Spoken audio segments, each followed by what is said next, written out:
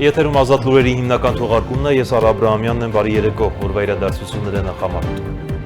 Այսօր Վանաձորի համայնքապետարանից մեկ տասնյակ աշխատակիցներ բերման են ենթարկվել։ Հակակոռուպցիոն կոմիտեից հայտնել են, որ ձերբակալվել է 10 անձ։ Նախաքննության շահերից ելնելով կոմիտեից այլ մանրամասներ չեն հայտնել։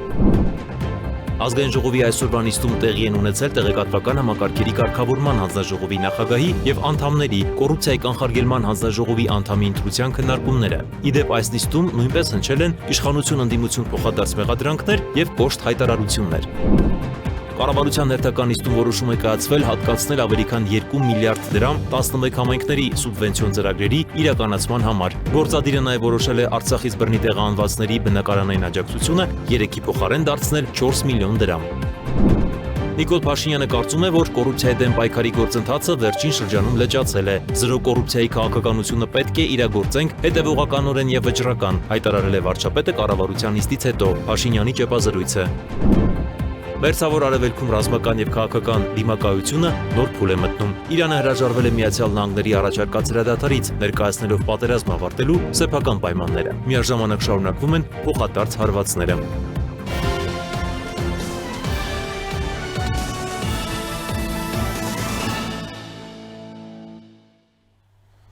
Այսօր Վանաձորի համայնքապետարանից մեկ տասնյակ աշխատակիցներ բերման են ենթարկվել, հակակոռուպցիոն կոմիտեից էլ հայտնել են, որ ձերբակալվել է 10 անձ, որոնցից 7-ը Վանաձորի համայնքապետարանի նախկին եւ գործող պաշտոնյաներ են։ Նախաքննության շահերից ելնելով կոմիտեից այլ մանրամասներ չեն հայտնել, միայն նշել են, որ ձերբակալությունները իրականացվել են կաշառք ստանալու, տալու, խմբով պաշտոնյական լիազորությունները չարաշահելու եւ խարդախության դեպքերի առթիվ նախաձեռնված վարույթի շրջանակում։ Ըստ լրատվամիջոցների տեղեկությունների ձերբակալվել են Արմեն Այվազյանը, Վանաձորի համայնքապետարանի եկամուտների հաշվառման, հավաքագրման եւ գովազդի բաժնի նախկին պետը, նաեւ նույն բաժնի նախկին ու գործող պաշտոնատար անձինք։ Դիկ.gazeta.com կայքում հրապարակվել է հերթական ապատեղեկատվություն, ըստ որի իբր Հայաստանի կառավարությունը մտադիր է վերանայել եւ հետ վերցնել Արցախյան պատերազմի մասնակիցներին տրված պարգևները։ Նշված պնդումը ամբողջովին կեղծ է եւ որևէ առնչություն չունի իրականության հետ։ Այս մասին Facebook-յան իր էջում հայտնել է վարչապետի մամուլի խոսնակ Նազելի Բաղդասարյանը, նշելով, թե ուշագրավ է, որ տվյալ ապատեղեկատվությունը կառուցված է հստակ տիրախավորման տրամաբանությամբ ուղղված պատերազմի մասնակիցներին, քանի որ այն հանրության համար բարձր զգայունություն ունեցող թեմա է։ Առանձնահատուկ ուշադրության է արժանի նաև այն հանգամանքը, որ այս ապատեղեկատվությունը լայնորեն տիրաժավորվել է հայաստանյան ընդդիմադիր որոշ շրջանակների եւ նրանց սպասարկող լրատվամիջոցների կողմից, նկատել է Բաղդասարյանը։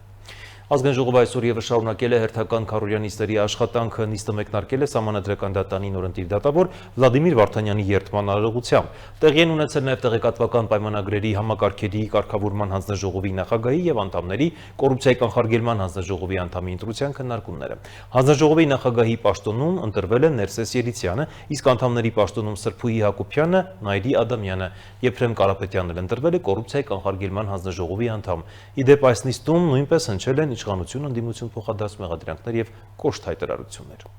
Ազգային ժողովը մարտի 26-ին շարունակել է հերթական քարորյա նիստի աշխատանքը։ Նիստը մեկնարկել է Սահմանադրական դատարանի նորընտիր դատավոր Վլադիմիր Վարդանյանի երդման արարողությամբ։ Նիստը շարունակվել է տեղեկատվական համակարգերի կարգավորման հանձնաժողովի նախագահի եւ հանձնաժողովի անդամների ընտրության հարցի քննարկմամբ։ Կառավարությունը նախագահի թափուր պաշտոնի համար առաջադրել էր Ներսես Երիցյանի թեկնածությունը, իսկ հանձնաժողովի առաջին կազմի 3 տարի պաշտոնավարման ժամկետով անդամի պաշտոնում առաջադրել է Սրփուհի Հակոբյանի թեկնածությունը։ Վերջինիս ներկայացրել է բարձր տեխնոլոգիական արդյունաբերության նախարար Մխիթար Հայրապետյանը։ Խորհրդարանում քննարկվում է նաև հանձնաժողովի առաջին կազմի 4 տարի պաշտոնավարման ժամկետով անդամի պաշտոնում առաջադրված Նայիրի Ադամյանի թեկնածությունը։ Պատգամավորները քննարկել են նաև կոռուպցիայի կանխարգելման հանձնաժողովի անդամի ընտրության հարցը։ Մրցութային խորհրդի որոշմամբ թափուր պաշտոնում առաջադրվել է Եփրեմ Կարապետյանի թեկնածությունը։ Ազգային ժողովի նախագահ Ալեն Սիմոնյանն էլ խորհրդարանի ամբիոնից ելույթում դիմելով ընդդիմությանը հայտարարել է, որ վերջիններիս բարձրացրած մի շարք հարցերի պատասխանները նախկինում արդեն տրվել են եւ կոչ արել ավելի ուշադիր հետևել իշխանության ներկայացուցիչների ելույթներին։ Սիմոնյանն իր խոսքում անդրադարձել է նաև Լեռնային Ղարաբաղի շուրջ բանակցային գործընթացին, 44-օրյա պատերազմին եւ հետպատերազմյան զարգացումներին, ներկայացնելով իշխանության քաղաքական գնահատականները նախկին իշխանությունների վարած քաղաքականության, պատերազմի նախադրյալների եւ տարածաշրջանային գործընթացների վերաբերյալ։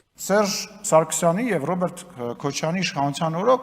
Ղարաբաղի հարցը հասցրվել էր այն իրավիճակին, որ այլ ընտրանք չէր թողնվել հակառակորդին, քան ուժով լուծել, որտեղ բանակցային գործընթացը գտնվում էր փակուղու մեջ, ինչպես տեղ ասում էր Սերժ Սարգսյանը, բանակը գտնվում էր վատ վիճակում Ռոբերտ Քոչարյանի եւ Սերժ Սարգսյանի իշխանավորման տարիների ընթացքում Լեռնային Ղարաբաղը դուրս էր թողվել բանակցային գործընթացից, ինչպես նաեւ պնդում է Աննա Գրիգորյանը իր հարցազրույցի մեջ Ռոբերտ Քոչարյանի կողմից, եւ այդ process-ը բերել էր հասցրել էր նրան, որ պետք է պատերազմ լիներ։ Եվ այդ պատերազմը անխուսափելի էր։ Եկավ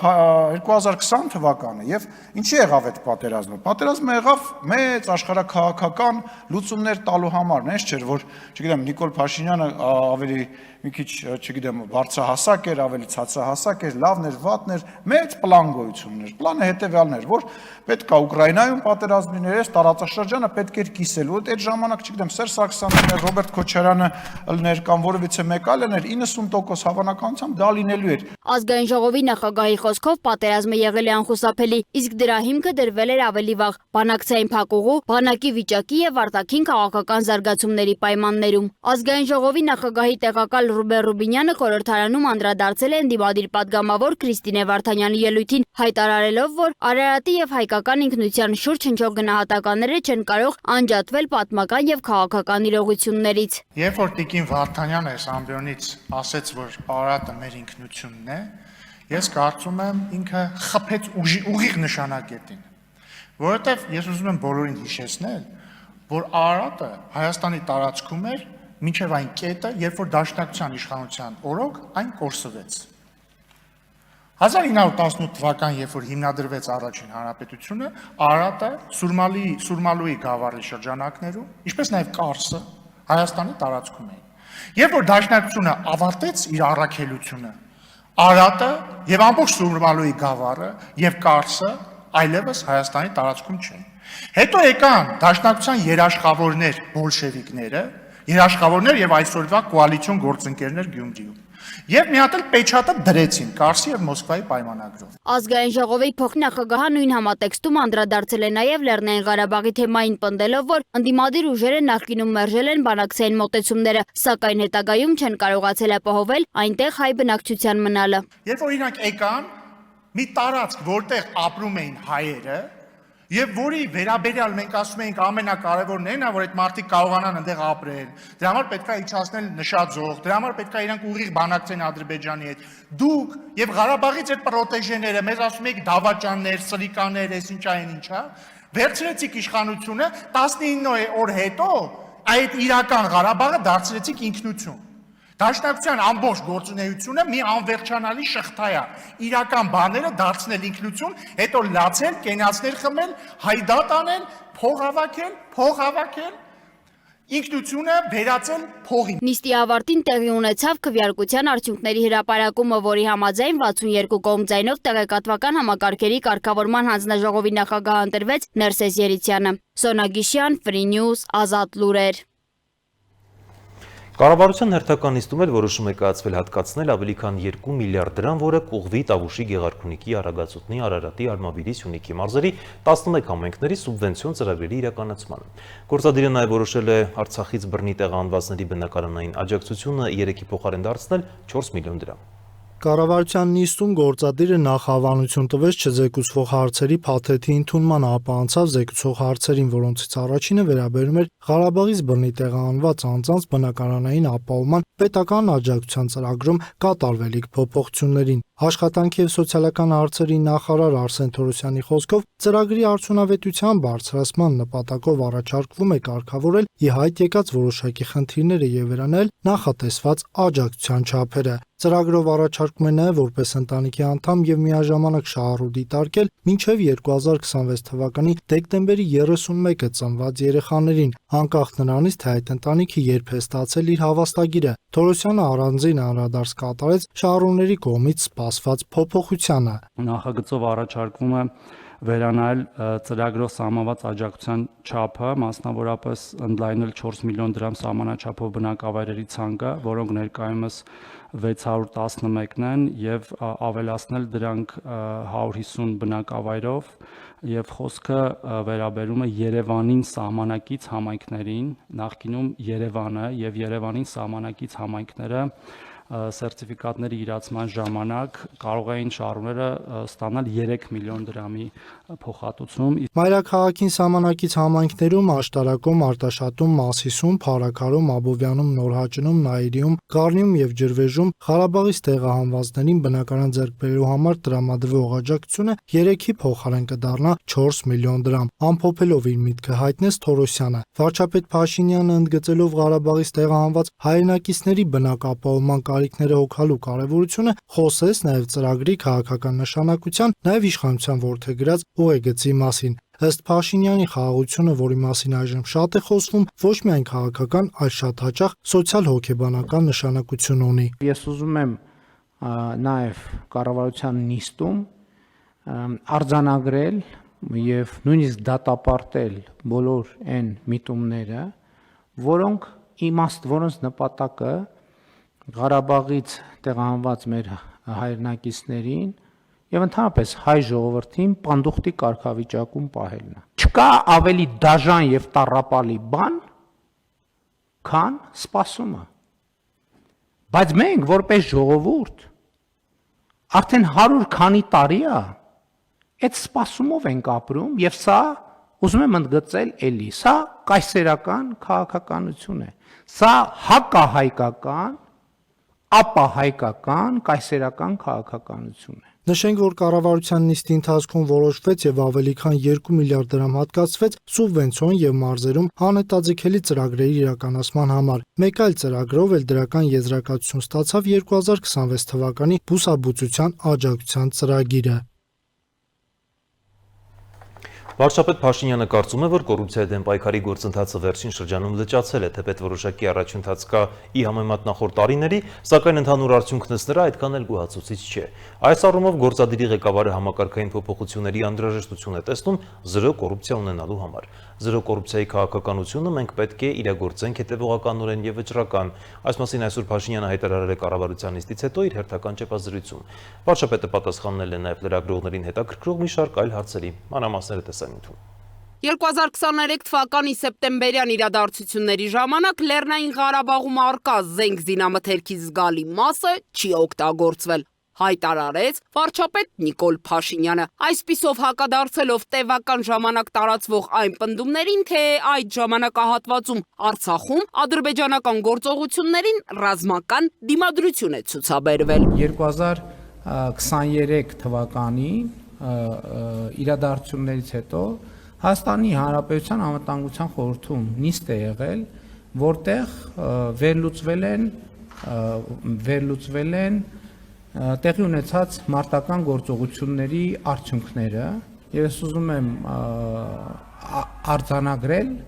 որ կռվելու եւ այլնի մասին պնդումները մեղմ ասած չեն համապատասխանում իրականությանը, որովհետեւ մեր հետախուզության եւ ոչ միայն հետախուզության ունեցած տվյալներով արկա զենք զինամթերքի ես տոկոսներ ասեմ կարող եմ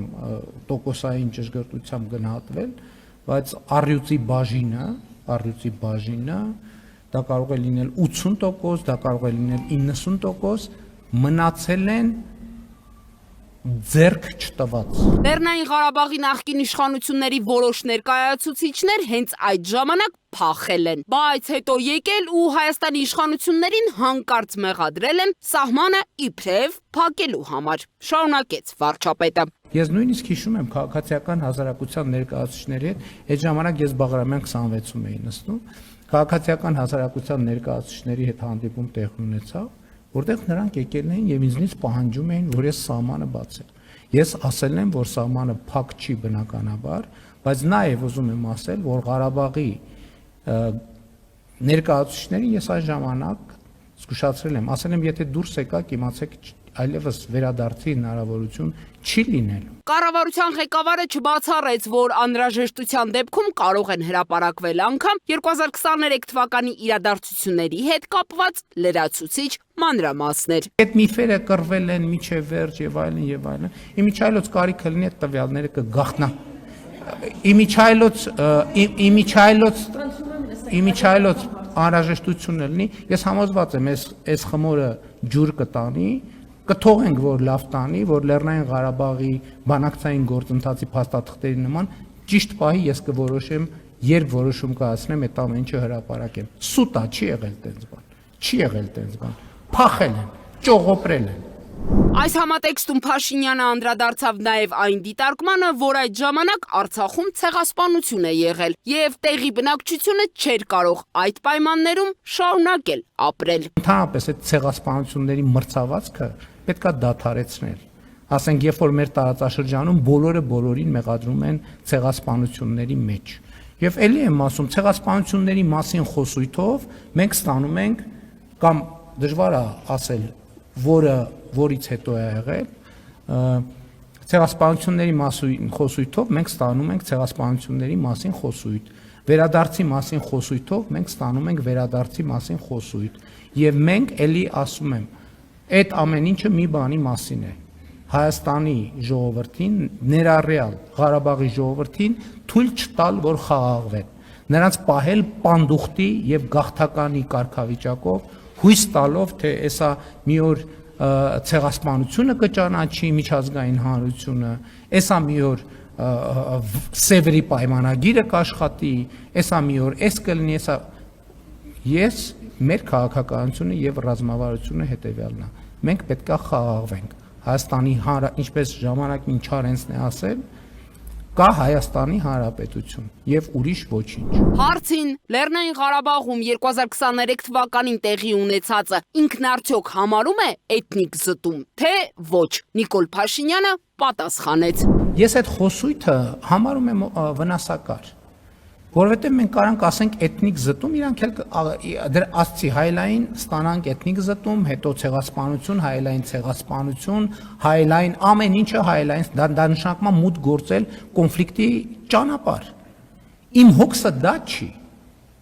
Իմ հոգսը նա է, ինչ անենք, որ Ղարաբաղից տեղահանված մեր ժողովուրդը խաղաղվի, տուն ունենա, աշխատանք ունենա, անվտանգություն ունենա, ապահովություն ունենա, ազատություն ունենա եւ Հայաստանի Հանրապետության քաղաքացիներին։ Ես դրանով եմ զբաղվում։ Այս ռազմավարությանը Փաշինյանի խոսքով հայ ժողովուրդը պետք է տեր կանգնի, սեփականատիրոջ գիտակցմամբ ու պետական շահի տրամաբանությամբ։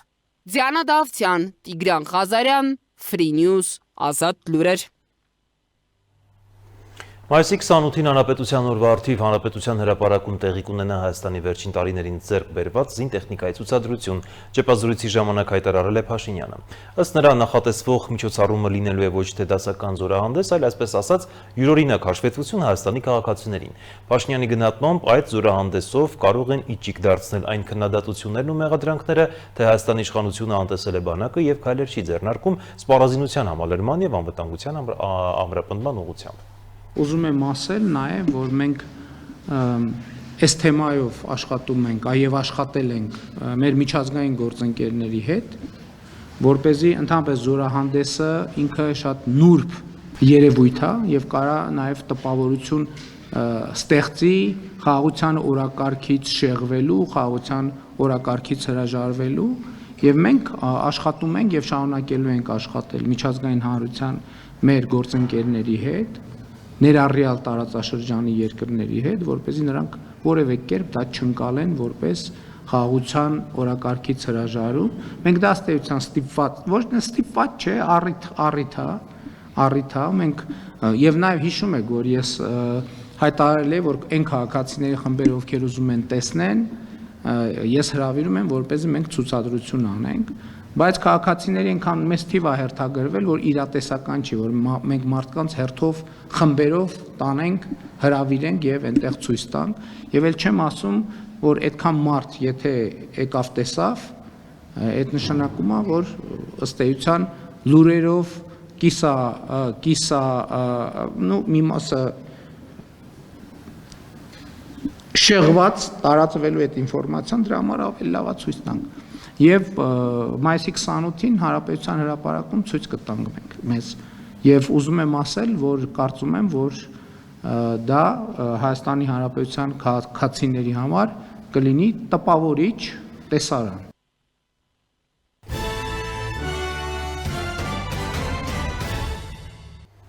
Շարունակում ենք թողարկումը մերձավոր արևելքում ռազմական եւ քաղաքական դիմակայությունը նոր փուլ է մտնում։ Իրանը հրաժարվել է Միացյալ Նահանգների առաջարկած հրադադարից ներկայացնելով պատերազմն ավարտելու սեփական պայմանները։ Միաժամանակ շարունակվում են փոխադարձ հարվածները, Վաշինգտոնը ուժեր է տեղափոխում տարածաշրջան, իսկ Սպիտակ տունը հայտարարում է Թրամփը պատրաստ է կոշտ քայլերի, եթե Թեհրանը չգնա համաձայնության։ Իրանը մերժել է Միացյալ Նահանգների առաջարկած հրադադարի նախնական ծրագիրը, միաժամանակ ներկայացնելով պատերազմի ավարտի սեփական պայմանները։ Հաղորդվում է, որ Թեհրանը հրաժարվել է Վաշինգտոնի ներկայացրած 15 կետից բաղկացած առաջարկից։ Իրանական աղբյուրների գնահատմամբ անտրամաբանական է բանակցել այն կողմի հետ, որը նախկինում խախտել է ձեռքբերված համաձայնությունները։ Իրանի խորհրդարանի խոսնակ Մոհամմադ Բաղեր Ղալիբաֆը ևս հերքել է Միացյալ Նահանգների հետ ընթացող բանակցությունների մասին տեղեկությունները, միաժամանակ հայտարարելով, որ Իրանի հակառակորդները տարածաշրջանի մեկ երկրի աջակցությամբ պատրաստվում են գրավել իրանական կղզիներից մեկը։ Նրա խոսքով ցանկացած նման քայլի դեպքում այդ երկրի կենսական ենթակառուցվածքները կդառնան անընդհատ հարվածների թիրախ։ Մինչդեռ Վաշինգտոնում հայտարարում են հակառակը։ Միացյալ Նահանգների նախագահ Դոնալդ Թրամփը նշել է, որ ամերիկացի բանագնացներ Սթիվ Ուիթքոֆն ու Ջարեդ Քուշները կապ են հաստատել իրանցի գործընկերների հետ։ Իսկ արդյունավետ բանակցությունների ֆոնին Միացյալ Նահանգները 5 օրով հետաձգել է Իրանի էներգետիկ ենթակառուցվածքների դեմ հնարավոր հարվածները։ Նշվում է, որ Պենտագոնը պատրաստվում է Մերձավոր Արևելք ուղարկել 82-րդ օդադեսանտային դիվիզիայի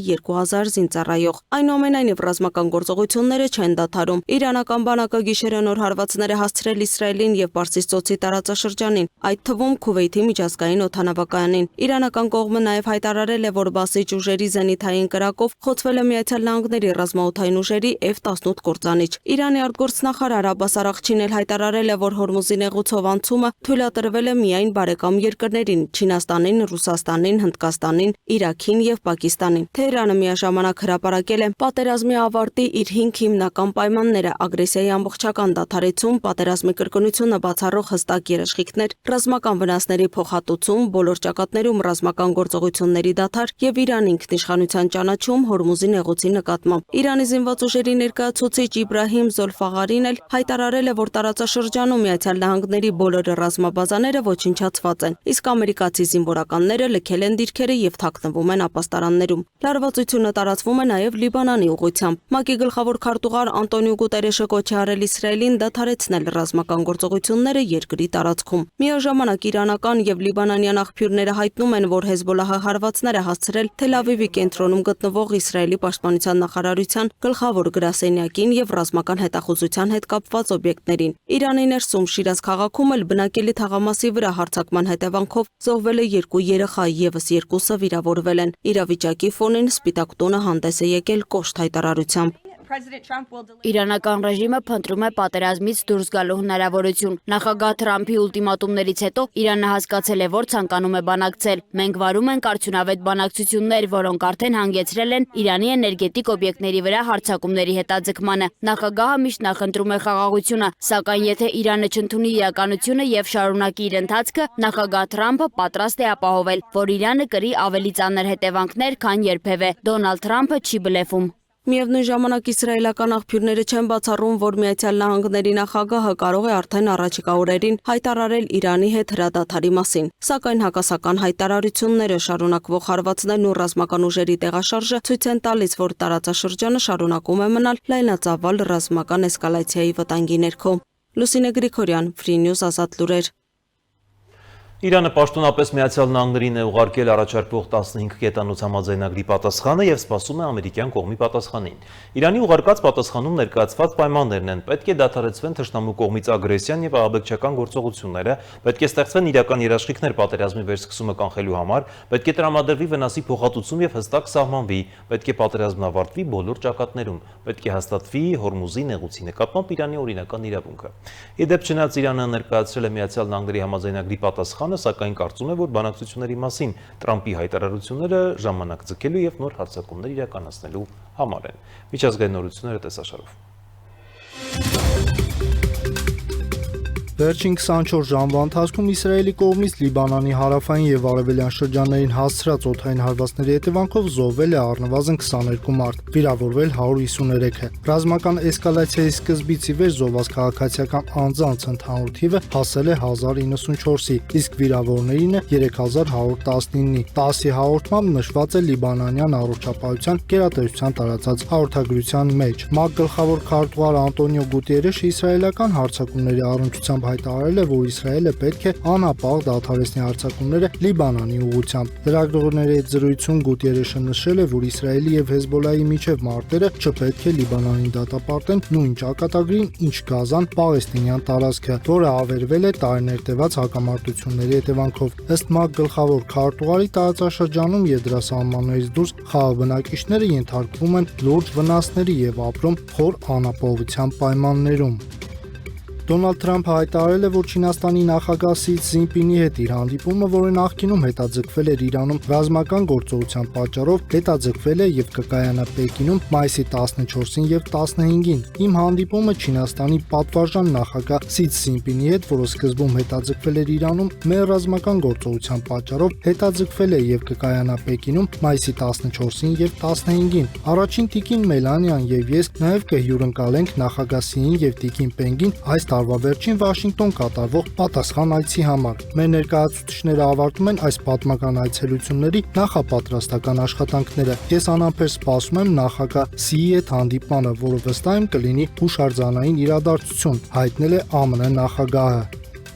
ԱՄՆ առաջին տիկին Մելանիա Թրամփը Սպիտակ տուն է ժամանել համաշխարհային կոալիցիայի միասին ձևավորելով ապագան գագաթնաժողովին մարդանման ռոբոտի ուղեկցությամբ։ Հրապարակումը պարզաբանել է, որ Մելանիան կարմիր գորգով անցել է երրորդ նկարանունով ռոբոտի հետ։ Շնորհակալություն առաջին տիկին Մելանիա Թրամփ ինձ Սպիտակ տուն հրավիրելու համար, ասել է ռոբոտը շրջվելով դեպի հանդիսատեսը։ Անցյալ տարի Մելանիան մեկնարկել է ազգային արհեստական բանականության մրցույթ, որը նախատեսված է ուսանողներին եւ մանկավարժներին խրախուսել օգտագործել այն տարբեր խնդիրներ լուծելու համար։ Ֆրեդերիկսենի կոալիցիան հաղթել է Դանիայում տեղի ունեցած արտահերթ ընտրությունում։ Այսպես մարտի 25-ին հրապարակված քվեարկության պաշտոնական արդյունքների համաձայն Դանիայի իշխող ձախ կենտրոնամետ կոալիցիան, որը գլխավորում է վարչապետ Մետե Ֆրեդերիկսենը, հաղթել է երկրի խորհրդարանի արտահերթ ընտրությունում, սակայն չի ապահովել բացարձակ մեծամասնություն։ Կոալիցիան ներառում է 3 կուսակցություն՝ սոցիալ-դեմոկրատներ, լիբերալ կուսակցություն եւ չափավորներ։ Այս դաշինքը շահել է Ֆոլկետինգի 179 տեղից 84 Ընդդիմադիր աճ կենտրոնամետ դաշինքը ստացել է 77 տեղ։ ԱՄՆ-ում երդվյալ ատենակալների կարծիքով մետանկերությունն օգտագործել է բիզնես վարելու խիստ անբարեխիղճ մեթոդներ, անարդարացիորեն օգտվելով երեխաների խոցելիությունից եւ անփորձությունից։ Դատարանը մետանկերությանը $375 միլիոն տուգանք է նշանակել, ընդունելով, որ հարթակը գիտակցաբար վնասել է երեխաների հոգեկան առողջությունը եւ թաքցրել անչափահասների սեռական շահագործման մասին տեղեկատվությունը։ Երդվյալ ատենակալները նաեւ հանգել են եզրակացության, որը թույլ է տվել Մեքսիկոյի անբարեխիղճ բիզնես պրակտիկայի մասին օրենքի հազարավոր խախտումներ, իսկ օրենքը պաշտպանում է սպառողներին անազնիվ բիզնեսից։ Արտակարգ դեպք է տեղի ունեցել Բանգլադեշում։ Առնվազն 18 մարդ է զոհվել Բանգլադեշի կենտրոնական հատվածում ուղևորատար ավտոբուսի Падմա գետն ընկնելու հետևանքով։ Զոհվածների թվում կան 3 երեխա եւ 11 կին։ 11 ուղևորի հաջողվել է լողալով փրկվել։ Հյուսիսային Կորեայի եւ Բելարուսի միջև բարեկամության եւ համագործակցության պայմանագիր է ստորագրվել։ Այն ստորագրել են Հյուսիսային Կորեայի նախագահ Կիմ Չեն Ընը եւ Բելարուսի նախագահ Ալեքսանդր Լուկաշենկոն, որը պաշտոնական այցով Հյուսիսային Կորեայում էր։ Ավելի վաղ Լուկաշենկոն փաստաթուղթն անվանել է այնպիսի գործիք, որ հստակ եւ բացահայտ շարադրում է փոխգործակցության նպատակներն ու սկզբունքները եւ սահմանում է ապագա փոխշահավետ գործընթացների ինստիտուցիոնալ շրջանակները։ Այսքանը ցտեսություն։